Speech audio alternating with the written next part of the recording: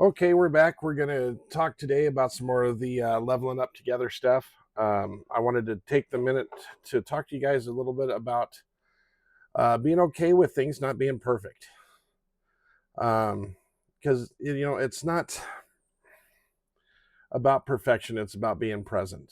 And sometimes there's some prep work involved. As if you guys don't know, games like Fortnite and stuff require massive updates before you play. So, like in my experience, or for my situation, right, I get my kids every other weekend, and for the oldest daughter, it helps to, I get them on Saturday morning. So Friday night, I fire up the PlayStation and make sure that the update for Fortnite goes through.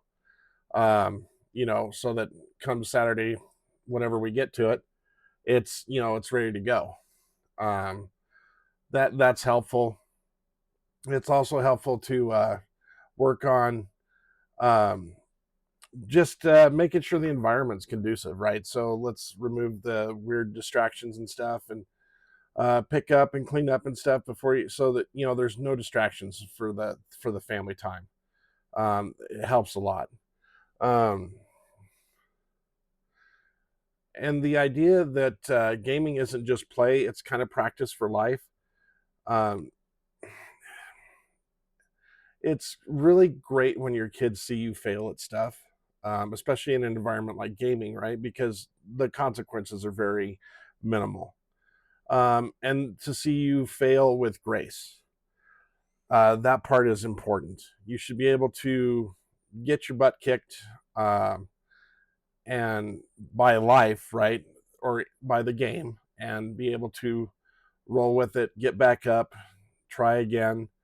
These things are important for your kids to see. And if you can teach it to them in an environment like video games where it's you're literally just restart, it helps them realize that not everything is a permanent loss. Some things are just you get knocked down and you get back up. And it's really important for them to see the effort, not that you're an expert, but that they see the effort. um, and it builds trust with your kids, right? If you lose together, retry together, and it turns into like this really great emotional glue. And it's so great when you come to a point in the game where it's really hard, right? Like it's the boss fight or whatever, and you guys lose a couple of times, and then eventually you win. There's nothing better than we did it together. We faced it together. We beat the boss.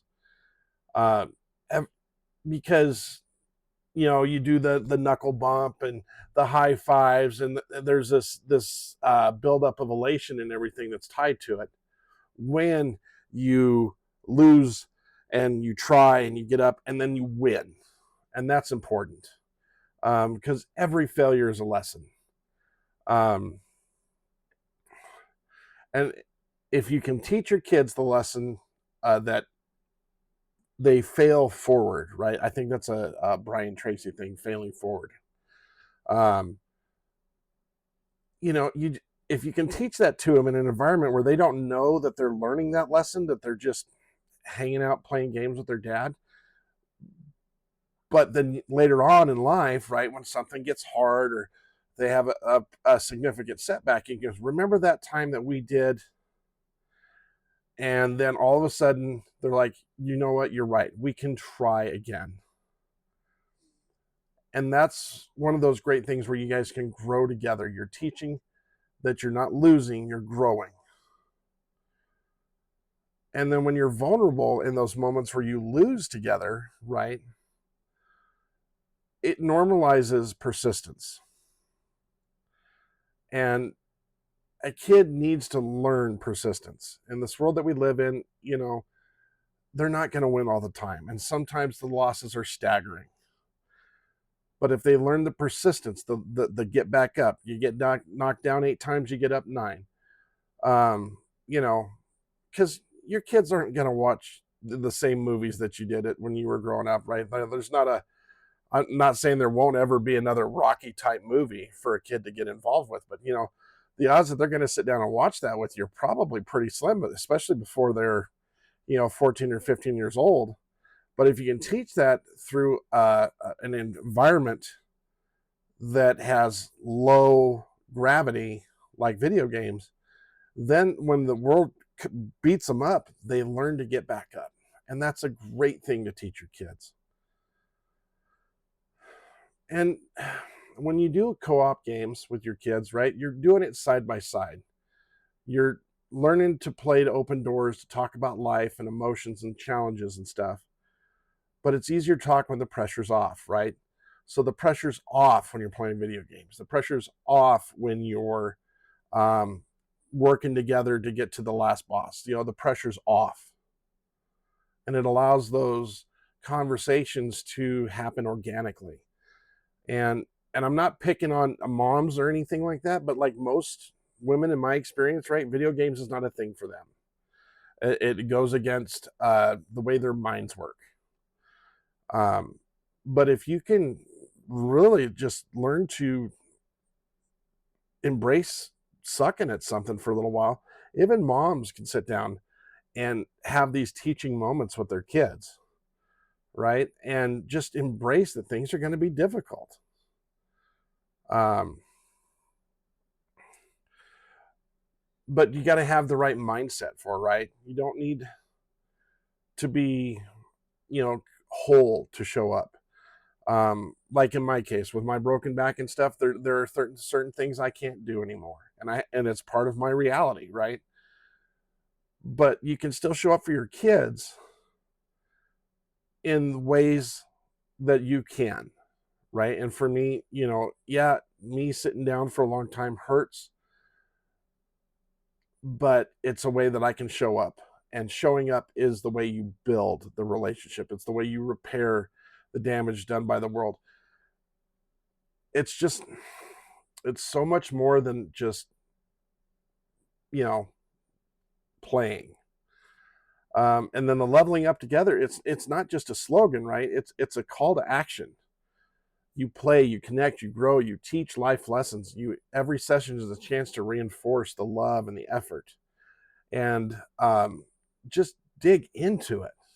Don't be afraid to lose. Don't be afraid to look silly. Because at the end of the day, you're teaching life lessons and you're having a chance to connect with your kids with something that they, in this world, right, love to do. So I invite you as parents, right, to set up a gaming session. Find out whatever game the kids like to play. And while they're, when they're not there, maybe, fire it up and figure out what you're doing. Set up your gamer profile. You got to have an email and all that stuff to do it. But set it all up, and then they'll be absolutely gobsmacked when you get a chance to sit down with them and play. And they're like, oh, mom set up a gamer profile. And it's not like some generic thing, like she took a minute to create this gamer profile. She's really serious about this.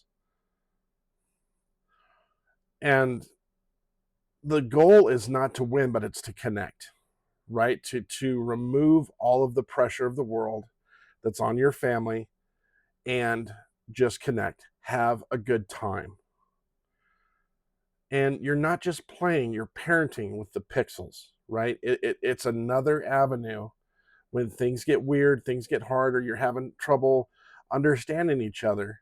If you guys can be in that environment and just dig into it.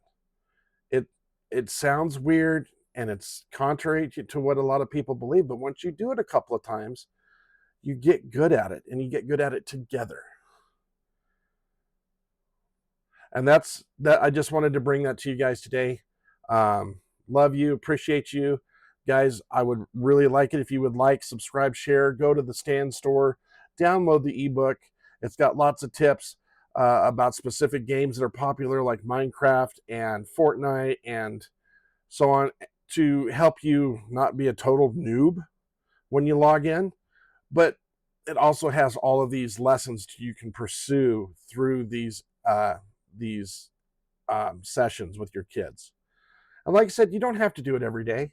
Make it a Saturday thing or a Sunday thing after church, or whatever works with you like that. Just be able to engage in these environments And you guys are going to find that once you learn how to kill some monsters together, that it's not just the monsters in the game, it's some of the monsters in life. All right, guys, be safe, be careful. We'll see you next time.